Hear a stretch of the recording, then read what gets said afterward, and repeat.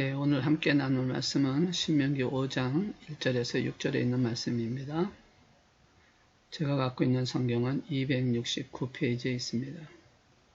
신명기 5장 1절에서 6절까지 있는 말씀 같이 봉독하도록 하겠습니다. 시작. 모세가 온 이스라엘을 불러 그들에게 이르되 이스라엘아, 오늘 내가 너희의 귀에 말하는 규례와 법도를 듣고 그것을 배우며 지켜 행하라. 우리 하나님 여호와께서 호렙산에서 우리와 언약을 세우셨나니 이 언약은 여호와께서 우리 조상들과 세우신 것이 아니요 오늘 여기 살아있는 우리 곧 우리와 세우신 것이라. 여호와께서 산이 불 가운데에서 너희와 대면하여 말씀하시매 그때 너희가 불을 두려워하여 산에 오르지 못하므로 내가 여호와와 너희 중간에 서서 여호와의 말씀을 너희에게 전하노라. 여호와께서 이르시되 나는 너를 애굽 땅 종되었던 집에서 인도해낸 내 하나님 여호와라. 아멘. 잠깐 기도하겠습니다.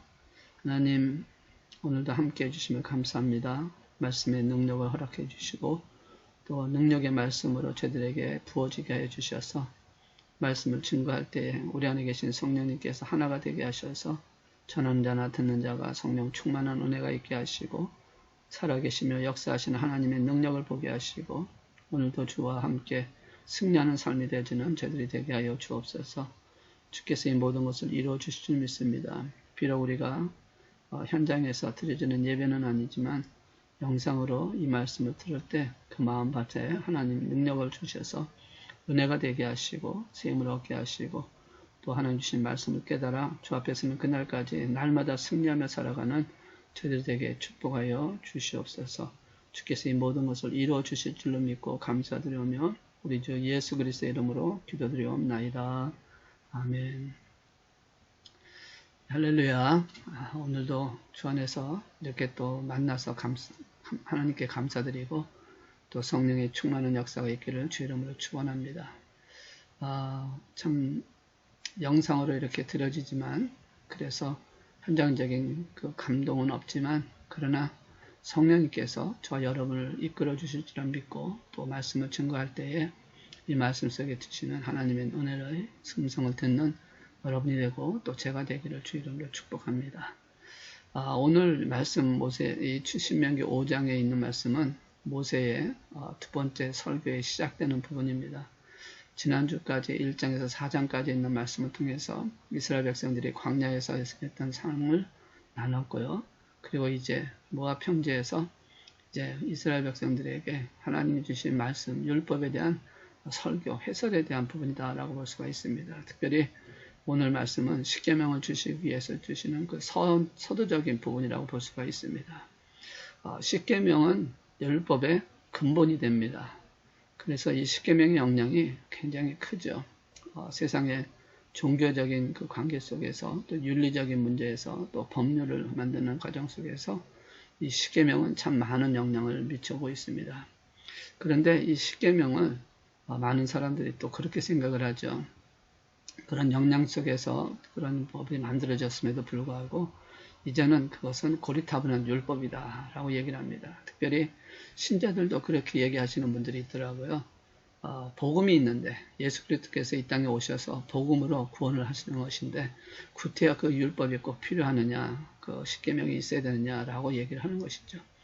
그래서 어떻게 보면 십계명은 교회 퀴즈나 무슨 성경 퀴즈 때 나오는 또 절기 때 잠깐 등장하는 그런 말씀으로서 생각을 하고 있기 때문에 교회에서도 존재감이 없는 모습으로 보여질 때가 참 많다라는 것이죠. 십계명이 이런 대접을 받는 것이 과연 맞는 것이냐, 별 볼 일 없는 십계명이냐라고 물어본다면 절대 그렇지 않다라는 것이죠. 십계명은 굉장히 필요한 것이고 또 십계명 꼭 있어야 되는 것입니다. 그 이유가 뭐냐면 바로 법 원칙이 중요하기 때문에 그렇습니다. 역사상 오랜 기간 번영을 누렸던 제국이 로마 제국입니다. 지금도 그 영향권 안에 있고, 왜냐하면 로마 제국은 침략당해서 무너지고 없어진 것이 아니라 자연스럽게 지금 와해된 상태이기 때문에 사실상 이제 또 성경에 있는 말씀을 통해서도 우리가 구약성경에서 다니엘서라든지 에스겔서라든지 이런 데 보면 다시 신로마 제국이 회복되어질 것을 예측하고 있기 때문에 로마 제국은 사라지지 않았다라는 것이죠. 보이지는 않지만 그래서 어떻게 보면 굉장히 번영한 이 로마 제국이다. 그러면 이 로마 제국, 로마가 어떻게 그렇게 힘이 나온 것일까? 그 원인을 역사학자들이 찾아보고 또 신학자들이 생각해 볼 때 그것은 바로 로마 법에서 나왔다라고 그렇게 얘기들을 하고 있습니다. 그래서 어떤 학자들은 그리스는 죄송합니다. 그리스는 철학으로 세상을 지배했고 로마는 법으로 세상을 지배했다라고 그렇게 설명을 하고 있습니다. 로마 법이 유명한 이유가 바로 여기에 있다라는 것이죠. 당시 로마 제국이 시작되었을 때 이 로마법이 만들어지는 그 과정을 보면 이런 얘기가 있습니다. 로마시에서 12동 표법이라고 하는 평민들이 귀족들의 억압에 맞서 싸워서 승리하고 난 후에 이런 억압에서 자유하고 억압에서 벗어나기 위해서 법을 만듭니다. 그 법이 바로 12동 표법입니다. 그래서 이 12동 표법을 만들어서 광장에 걸어두고 많은 사람들, 모든 사람들이 볼 수 있게끔 만들어 놨다라는 것이죠. 그래서 이 역량으로 후에 로마의 그 황제가 되었을 때도 법에 의해서 통치하고 법에 의해서 관리하는 그런 역사를 만들었다라는 것입니다. 그래서 그런 얘기를 하죠. 로마로 가면 로마 법을 따라야 된다라는 말이 생길 정도라고 합니다. 그렇죠. 법을 따르는 게 굉장히 중요합니다. 다수가 아니라 어떤 파워가 아니라 힘이 아니라 권력이 아니라 법에 의해서 움직이는 그런 나라가 되어야 한다는 것을 말씀하고 있죠. 제가 요새 지금 한국에서 일어나고 있는 사건을 보면 참 마음이 아프고 이래서는 안 되는데 라는 생각이 들 때가 참 많습니다. 검찰총장과 법무장관의 그런 대리협, 그러면서 서로가 옳다고 하는, 그리고 또 국회에서 일어나고 있는 사건들을 보면 다수에 의한 횡포, 권력, 그러면서도 그것이 민주라고 생각하고 행동하고 있는 그런 모습을 보면 참 정말 마음이 아프다라는 것이죠. 법에 의한 정치가 돼야 되는데 법에 의한 정치가 됐다. 그러니까 나라에 지어진 제도, 규칙, 규약에 의해서 움직이게 되는데 힘에 의해서 움직이는 정치가 됐을 때는 그것은 심각한 문제를 가질 수 있다는 것이죠. 성경에도 보시면 로마가 어느 정도의 법에 굉장히 충실했다는 것을 말씀을 하고 있는데 바로 사도 바울이 사도행전에 보시면 사도행전 25장, 27장에 있는 말씀을 보면 유대인들의 그 억압과 유대인들의 그 공모로 인해서 자신의 생명, 잘못된 재판을 받을 수밖에 없는 그런 상황이라는 것을 알게 된 이 사도 바울이 총독에게 이렇게 상소하지 않습니까? 가이사에게 재판을 받겠다. 다시 말해서 로마법에 의해서 재판을 받겠다라고 합니다. 그랬을 때에 아무리 힘을 가졌던 총독이라 할지라도 또 유대인들이라 할지라도 그 법에 의해서 지켜야 되는 상황을 듣기 때문에 총독이 그러지 않습니까? 네가 만약에 그 가이사에게 상소하지 않았다면 내가 너를 놓아줄 수도 있었을 것인데 라고 얘기를 하고 있지만 사실은 이제 그걸 통해서 우리에게 보여주고 있는 것은 로마법이 그만큼 굉장히 중요한 역할을 하고 있었다는 것을 말씀을 하고 있다는 것이죠. 현대를 살아가는 원칙이 바로 뭐냐면 법의 역할이 굉장히 중요합니다. 이 법이 있는 나라가 강한 나라입니다. 아무리 경제적으로 활동했다 할지라도 법이 없으면, 법이 무너지면 그 나라는 이제 무너지기 시작을 한다는 것이죠. 미국이 지금까지 이렇게 번영된 나라로 왔던 것은 그만큼 법의 형식이 굉장히 강했던 나라이기 때문에 그렇습니다. 제가 미국에 처음에 왔을 때 느꼈던 것 중에 하나가 뭐냐면 차를 몰고 가다가 신호등이 바뀌면 아무도 보지 않고 차가 아무도 없는데도 꼭 서서 기다리는 모습을 봅니다. 특별히 새벽이라든지 밤에 늦게라든지 그랬을 때에 정말 아무 차도 없습니다. 그냥 가도 되는 상황입니다. 그런데 한국 같으면 벌써 다 지나갔겠죠. 근데 여기서는 기다리고 있는 그 모습을 보면서 참 이 나라가 이런 데서 시작이 되는 것이다 라고 생각합니다. 물론 다 그런 것은 아닙니다. 아닌 것도 있고요. 인종차별이라든지 이런 것 때문에 참 심각한 문제를 갖고 있는 것도 있지만 그래도 법을 지키려고 하는 그 모든 모습이 훨씬 강하기 때문에 미국이 이렇게 강한 나라가 되지 않았을까 하는 생각을 합니다. 신앙인에게도 법이 필요하다라는 것입니다. 하나님과의 관계 속에서 또 사람과의 관계에서 분명히 필요한 것이 있습니다. 그것이 바로 뭐냐면 규칙이라는 것이죠. 어떤 기준점이 있어야 된다는 것이죠. 그것을 하나님께서 주셨는데 바로 그것이 십계명이다라는 것입니다.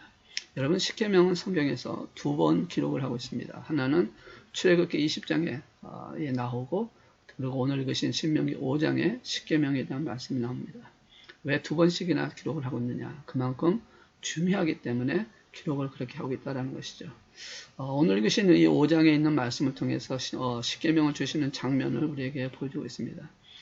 출애굽기 20장과 연결시켜서 본다면 하나님께서 모세에게 십계명을 주시는 그 과정에 일어나는 과정 보면 먼저 호렙산에서 모세를 만납니다. 그리고 하나님은 호렙산에서 모세에게 명령을 주십니다. 이스라엘 백성들을 애굽에서 구출하라고.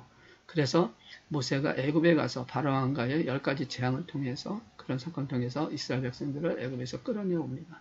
그리고 광야를 거쳐서 그리고 하나님과 만났던 그 시내산에 와서 하나님께서 이제 이 모세를 부르시고 그리고 이스라엘 백성들에게 십계명을 주는 장면이 나오는데 이 가운데서 보시면 하나님께서 불 가운데서 계셔서 말씀으로 주시고 그리고 두 돌판에 새겨서 주셨다라고 말씀을 하고 있죠.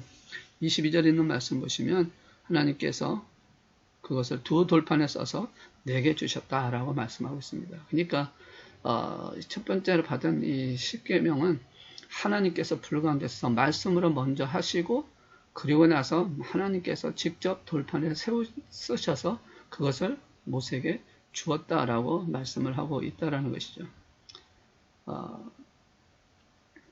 이 말씀을 내가 하고 있는 이런 이유가 가장 뭐냐? 십계명은 어떤 율법 가운데 한 가지가 아니라 구약 율법의 핵심이라는 말씀을 하고 있다는 것이죠. 다른 율법은 하나님이 모세에게 전하고 그리고 모세가 그것을 이스라엘 백성에게 전하고 또 모세가 그것을 기록을 했습니다. 그런데 십계명은 하나님이 직접 이스라엘에게 말씀하셨고 하나님이 직접 돌판에 기록을 하셨다는 것입니다. 그래서 이 십계명은 하나님이 직접 주신 신앙의 원리라는 것이죠. 삶의 원리가 되어진다라는 것입니다. 다른 율법은 이 십계명을 풀어서 설명한 것이라고 할 수 있다는 것이죠. 그만큼 이 십계명은 굉장히 중요하다. 왜? 율법의 원리이고 근원이기 때문에 그렇다라는 것을 말씀하고 있는 것입니다. 그리고 또 우리가 항할 것은 구약의 율법들, 다른 어떤 법들은 우리가 지키지 않아도 되는 것이 많습니다. 특히 레위기의 제사법이 나오는 번제, 소제, 또 속건제, 속죄제, 그다음에 화목제 이런 것들은 이미 예수님께서 십자가에 죽으심으로 말미암아 이미 다 이루셨기 때문에 더 이상의 그런 제사는 지내지 않는다라는 것이죠. 또 그뿐만 아니라 사회법, 노예나 종이라든지 아니면 제사 지내는 절기라든지 이런 부분에 대해서도 이미 이제 그 모든 것들은 지금과는 전혀 상관이 없는 부분이기 때문에 지키지 않는다는 것이죠. 그러면 오늘 적용한 것은 뭐냐? 율법의 세세한 율법은 안 지켜도 안 지켜도 되는 것이 너무 많아졌다는 것입니다. 그렇지만 십계명은 다르다라는 것이에요. 십계명은 꼭 지켜야 되는 것을 말씀합니다. 이것은 왜냐? 율법의 일부가 아니라 율법의 원리이기 때문에 그렇다는 것이죠. 핵심이기 때문에 그렇다는 것이죠. 구약시대나 신약시대나 지금이나 상관하지 않냐고 율법은 원리가 되기 때문에 근원이기 때문에 우리의 삶의 근본이 되기 때문에 지키고 배워야 할 하나님의 백성 자녀들에게 주신 십계명이라는 것을 말씀을 하고 있습니다. 그래서 성도의 삶의 원리라서 이 십계명을 지키며 순종하는 삶을 강조하기 위해서 주님께서 말씀을 하고 있는 것이에요. 이 신명기 5장에 있는 말씀 통해서 하나님께서 직접 써주셨다라는 겁니다. 두 돌판에다가. 그리고 이 십계명이 주어질 때는 쉽게 주어진 것이 아니에요. 십계명을 두 번 주었다고 말씀했는데 첫 번째는 바로 출애굽기 20장에 있는 말씀 통해서 하나님이 준비하고 주셨습니다. 그런데 두 번째는 어땠습니까? 모세가 돌판을 준비하고 하나님이 쓰셨다는 것이죠. 왜 두 번을 줬을까요? 바로 아론의 그 불의에 의해서 금송아지 만들고 장치하는 그것을 봤을 때 모세가 혈기가 나와서 그것을 보고 하나님이 직접 만들어진 그 돌멩이를 던져서 깨트리면서 일어나는 사건이 아니었습니까? 그래서 결국 3,000명이라는 죽음의 역사를 통해서 하나님 앞에 회개하는 장면을 통해서 하나님이 다시 용서해 주시고 이제 내가 너와 함께 다시 갈 테니까 이제 모세에게 말하지 않습니까? 네가 돌판을 준비해라. 깎아서 준비하라. 그러면 내가 다시 주겠다. 그래서 사실상 이것을 보면 쉽게 준 게 아니라 얼마만큼 어렵게 그에 관한 말씀을 주셨는지를 우리가 알아야 한다는 것이죠. 오늘 말씀을 전하는 이 신명기 5장의 시기는 그때와 다르죠. 어렵고 힘든 상황이 아닙니다. 이미 십계명을 받고 있었고 그리고 그 십계명에 대한 것을 이제 설명하는 과정이기 때문에 그 상황은 다르지만 중요한 것은 그만큼 하나님의 말씀이 중요하고 십계명은 하나님께서 직접 주신 것이 굉장히 중요하다는 말씀입니다. 그래서 이제 5장에 말씀하고 있는데 조금 이제 변경이 되어진 게 있습니다. 그러니까 출애굽기 20장에서 받았던 십계명과 신명기 5장에서 말씀하고 있는 십계명이 조금 내용이 달라진 부분이 있는데 그것은 두 가지가 있습니다. 하나는 뭐냐면 사계명, 즉 안식일을 지키라는 그 동기가 달라졌다라는 것이죠. 출애굽기 20장에 있는 말씀 보시면 안식일을 지키라는 동기는 출애굽기에서 6일을 창조하셨기 때문에 6일 동안 창조하셨기 때문에 일곱째 날을 쉬셨다라고 하는, 그래서 인간도 안식일로 지켜야 된다라고 하는 말씀을 하고 있는데, 오늘 신명기 5장 12절에서 15절에 있는 말씀을 보면 애굽에서 구원해 내신 그 은혜가 있기 때문에, 다시 말해서 애굽에서 구원해낸 그날을 안식일로, 다시 말해서 안식의 창조의 동기, 안식이 출애굽 때에는 창조에 대한 식을 통해서 안식하라고 하는 하나님의 말씀을 주셨다면, 신명기에 있는 말씀은 구원받은 것에 대한 것을 통해서 안식하고 그 구원받은 것에 대한 것을 쉬라고 하는 구원 동기가 바뀌었다는 것이죠. 그리고 두 번째로 바뀌어진 것은 10번째 10계명, 마지막 10번째 계명이 순서 배열이 바뀌었다라는 것입니다. 21절에 있는 말씀 보시면 내 이웃의 아내를 탐내지 말지니라. 내 이웃의 집이나 그의 밭이나 그의 남종이나 그의 여종이나 그의 소나 그의 낙이나 내 이웃의 모든 소유를 탐내지 말지니라 했는데, 출애굽기에 있는 말씀 보시면 이것이 어떻게 되어 있냐면 내 이웃의 집이나 그의 밭이나 그의 남종이나 그의 여종이나 그의 소나 그의 낙이나 내 이웃의 모든 탐내지 말고 내 이웃의 아내를 탐내지 말라라고 말씀을 하고 있다라는 것이죠. 그러니까 집이나 소유나 종을 탐하지 말라. 근데 강약 40년이 기간이 지나고 나서는 이 순서를 바꿔서 다르게 하고 있다는 것이죠. 그러니까 아마도 광야사를 하는 중에서 남의 집이나 소유나 뭐 이런 것 재정에서는 탐하지 않았지만 내 이웃의 아내를 탐했던 사건들이 있었던 것 같고, 그래서 삶의 원리라고 말씀드렸듯이 근본적인 십계명이 삶의 원리이기 때문에 순서를 바꿔서 남의 아내를 탐하지 말라라고 하는 것이 훨씬 더 중요한 문제였다라는 것을 생각해 볼 수가 있습니다. 어쨌든 이 모든 걸 통해서 근본적인 십계명의 근원은 말씀하고자 하는 것은 삶의 원리라는 것입니다. 그래서 이것이 쉽게 받은 것이 아니라 정말 어렵게 받은 것이기 때문에 꼭 지켜야 된다라는 것을 말씀을 하고 있는 것입니다. 자, 이제 십계명의 서론으로 들어가서 보면 하나님은 우리를 위해서 무엇을 하셨는지 알려주고 있습니다. 자, 오늘 말씀을 통해서 보시면 두 번째로 우리에게 주시는 것은 하나님께서 우리에게 무엇을 했는지를 가르쳐주고 있는데, 하나님이 어떤 분인지 또 나를 위해 어떤 일을 했는지를 알아야 하나님 법을 실천할 수 있기 때문에 그렇게 말씀을 하고 있다는 것이죠. 자녀가 부모에게 효도하는 것은 부모가 누구이면 나를 위해 어떤 희생을 했는지를 알아야 하지 않겠습니까? 부모에게 효도한다는데 내 부모가 누군지 모르고 또 부모가 나에게 무엇을 했는지 모른다면 그게 가능하겠냐라는 것이죠. 당연히 나타나야 되는 상황 속에 하나님이 우리를 위해 무엇을 하셨는지 그것을 우리가 알아야 하나님의 말씀대로 순종할 수 있지 않겠습니까? 그래서 오늘 말씀을 통해서 보시면 1절과 2절에 있는 말씀을 통해서 이렇게 말씀합니다. 모세가 온 이스라엘 불러 그들에게 이르되 이스라엘아, 오늘 내가 너에게 말하는 규례와 법들을 듣고 그것을 배겨 지키며 행하라. 우리 하나님 여호와께서 호렙산에서 우리와 언약을 세우셨사니, 하나님께서 언약을 세우셨는데 어떤 언약일까요? 우리를 구원하신 언약이었습니다. 우리를 구원하셨다는 사건이죠. 십계명은 이스라엘 백성들이 애굽에서 나와 호미를 건너고 광야에서 주신 계명입니다. 이것은 애굽에서 준 게 아니라 광야에서 계명을 줬다라는 것이죠. 이것은 다시 말해서 하나님께서 구원하셨던 사건을 통해서 우리에게 계명을 주셨고 그것을 지키라고 말씀을 하고 있다는 것이죠. 그러니까 구원을 이룬 자에게 주신 하나님의 말씀이 십계명이다라는 것이죠. 구원받지 않은 자에게는 주시지 않았다는 겁니다. 그래서 이와 같이 구원받은 자녀들에게만 예수님께서 이 말씀을 주셔서 이 말씀대로 당당하게 살아라 하면서 주신 법이 바로 십계명이다라는 말씀이죠. 그러면서 3절에서 6절에 있는 말씀을 통해서 출애굽 구원 사건의 특징을 말하고 있습니다. 이것은 어떤 특징을 말하고 있냐면, 첫째는 은혜의 사건이다, 감사의 십계명이다 라고 말씀을 하고 있다는 것이죠. 자, 성경을 살펴보면 출애굽하기 위해 백성들이 한 일이 아무것도 없습니다. 그들이 한 것이 무엇일까요? 그저 구경한 것입니다. 10가지 재앙을 내릴 때도 한 것이 없습니다. 그저 구경한 것입니다. 마지막 10번째 재앙인 장자 죽임의 사건 때 한 것이라고 뭐가 있습니까? 양의 피를 문설주에 바른 것뿐이에요. 아무것도 한 거 없습니다. 그래서 이 6월절 어린 양의 피의 사건은 바로 뭡니까? 바로 예수님의 십자가의 죽음을 말씀하고 있는데 그것조차도 한 것이 없어요. 뭐 장을 잡았다고요? 그거는 자신들이 절개가 되면 하는 행동 중에 하나였기 때문에 그것은 특별하게 그 어떤 장자의 죽음을 위해서 한 것은 아니라는 것이죠. 그러나 하나님께서 하신 것은 다 하셨고 오직 그들에게 한 가지만 명령을 했습니다. 문설주에 피를 바르라고 하는 것이죠. 아무것도 한 것도 없다는 것입니다. 자, 이것이 다 결국 무엇을 말씀하냐면 하나님의 은혜의 사건이다. 하나님이 다 하셨다라고 말씀하는 것입니다. 홍해 앞에 섰을 때도 마찬가지죠. 백성들이 한 것이 무엇이 있습니까? 강 건넌 것뿐이 없지 않습니까? 애국 군대가 뒤쫓아오는 절박한 상황 속에서 한 것이 무엇입니까? 그들은 하나님이 하시고 하나님이 다 하시고 그들은 건너가는 사건뿐이 없다라는 것을 말씀합니다. 구원은 하나님의 은혜, 100%의 하나님의 은혜라는 것을 말씀하고 있습니다.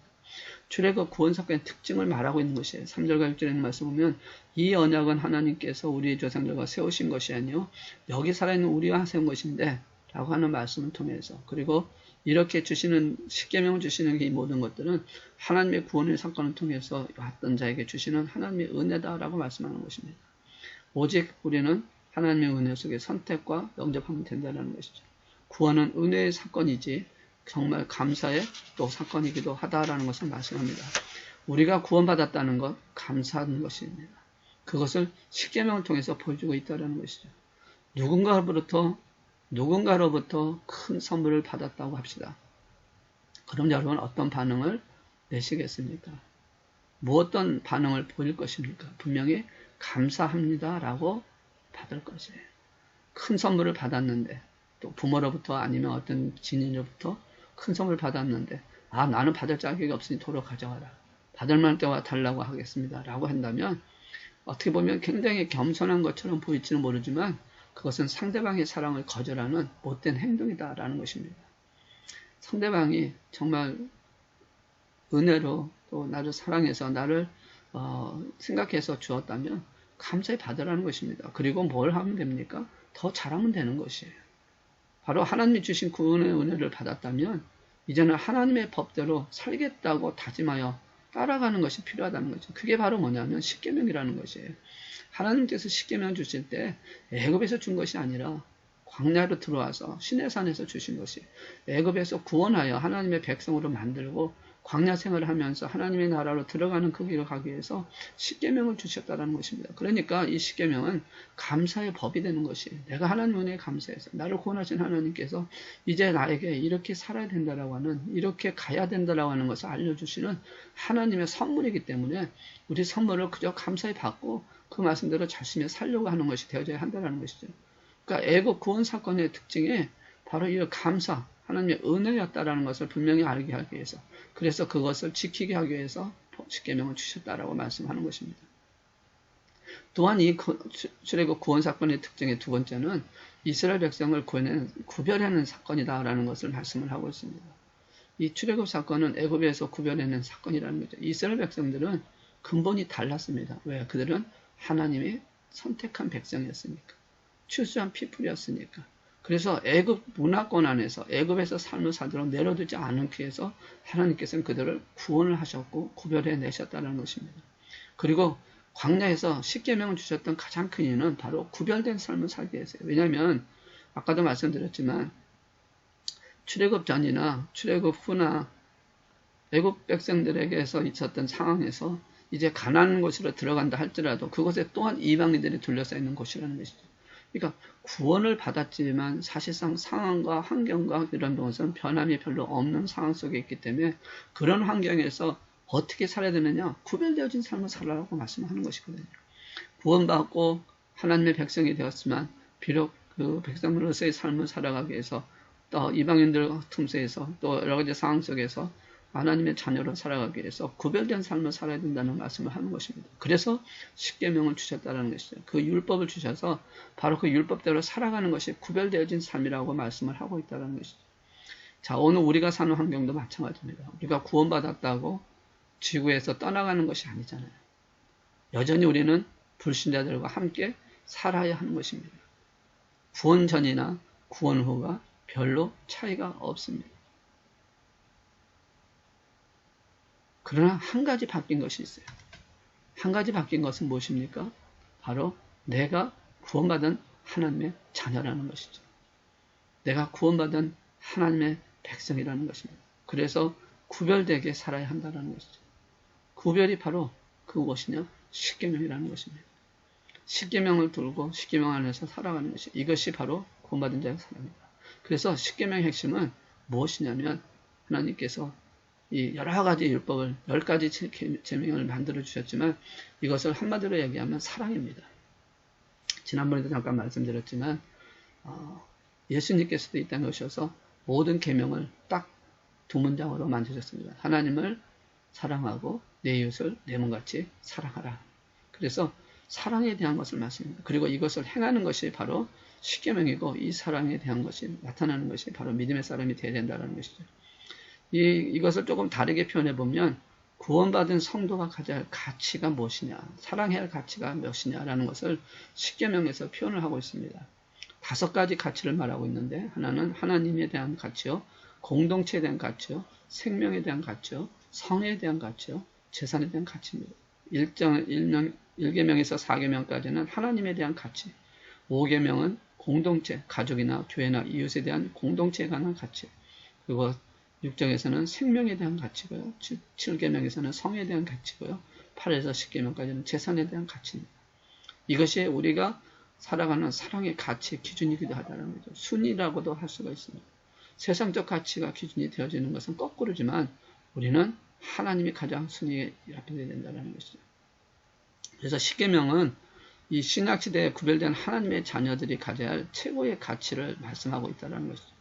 율법을 폐기하는 그런 자들, 세대주의나 또 그런 인본주의자들은 율법을 폐기하기 위해서 십계명도 없어야 된다라고 얘기하지만 전혀 그렇지 않다는 것을 우리는 분명히 알아야 된다는 것이죠. 물론 4계명은 조금 변화가 됐습니다. 안식일이 주일로 바뀌었지만 모든 계약, 모든 계명은 이 나머지 여러 계명은 다 신약 성경에도 기록이 되어 있고 또 말씀하고 있기 때문에 우리는 온전한 마음으로 십계명은 꼭 있어야 되는 율법이고 또 우리가 그것을 지켜야 할 의무가 있고 지켜 행할 때 하나님이 우리를 복되게 하는 것이라는 것을 분명히 알아야 한다는 것이죠.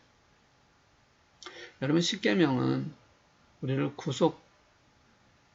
구원을 목적으로 우리에게 주신 것이 아닙니다. 그래서 복음으로 우리가 구원을 받았기 때문에 십계명은 필요 없다라고 얘기하는 것은 잘못 알고 있는 것입니다. 구원받은 자에게 감사함으로 은혜로 주셨기 때문에 또 선택하여 주셨기 때문에 구원받은 자가 감사해야 할 목적, 또 그 하나님의 감사하는 것을 통해서 구원받은 성도가 지켜야 할 또 삶의 원리로서 하나님께서 우리에게 주신 십계명, 삶의 원리는 말씀이지 그것이 구원을 목적으로 준 것은 절대 아니라는 것이죠. 그래서 우리는 감사의 법으로 은혜의 법으로 지켜야 하는 것이 이 십계명을 주셨으니까 이 십계명을 우리는 잘 지켜가고 또 잘 삶 속에 적용하면서 살아야 한다는 것이죠. 하나님 우리에게 십계명을 명령으로 주셨고 축복으로 주셨고 또 신앙으로 주신 것을 여러분 알아야 합니다. 이것이 결코 과거에만 있었던 사건이 아니라 구약시대만 있었던 사건이 아니라 이스라엘 백성들에게만 정해진 사건이 아니라 오늘 우리에게 주시는 하나님의 그 말씀, 하나님의 명령, 하나님의 축복 그리고 신앙의 원리를 우리에게 주셨다는 것이죠. 그래서 이 십계명을 삶의 최고의 가치로 인정하며 하나님을 사랑하고 이웃을 사랑하는 성도가 되어질 때 바로 하나님께서는 우리에게 복을 주시고 은혜 가운데 승리하는 삶을 살게 하신다라고 말씀하고 있는 것입니다. 아까도 말씀드렸지만 이 십계명은 우리 삶의 가치, 원리라고 말씀드렸는데 이 삶의 원리의 가치입니다. 어떤 가치를 중심으로 두느냐라는 것이죠. 하나님을 최우선으로 가치로 두느냐, 그 다음에 가족, 공동체에 대한 것을 채우고 그 다음에 가치를 두느냐, 생명에 대한 것을 어떤 가치를 두고 있느냐, 또 성에 대한 가치를 어떻게 두고 있느냐, 또 이웃 재물에 대한 것을 어떻게 갖고 있느냐라는 것이 굉장히 중요하다는 것이죠. 우리의 가치관이 바로 이 십계명을 통해서 우리에게 말씀합니다.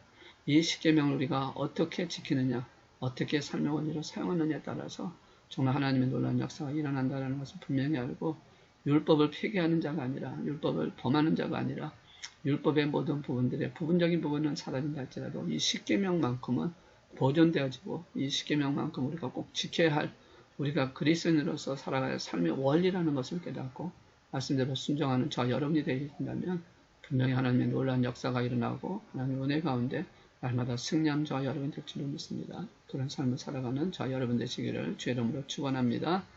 기도하겠습니다. 말씀의 근본이신 하나님 아버지, 오늘 신명기 5장에 있는 말씀을 통해서 삶의 원리로 우리에게 주신 이 십계명을 이제 하나님 앞에 온전히 주신 것을 받고 말씀대로 살아가기를 원합니다. 주님, 가치의 삶을 어디에다 두는지를 분명히 알고 하나님이 원하시는 그 삶을 살게 하셔서 날마다 승리하고 날마다 하나님의 영광을 나타내고 날마다 하나님께 기쁨이 되어지는 저희 모두가 되게 하여 주옵소서. 오늘 말씀을 통해서 주신 하나님의 은혜 속에 성령의 충만함을 통해서 하나님의 영광을 나타내는 삶이 되기를 주님들이 빌고 원할 때에 오늘도 함께해 주신 예수 그리스도의 이름으로 감사하며 기도드리옵나이다. 아멘. 이제 우리 자유롭게 기도하시겠습니다.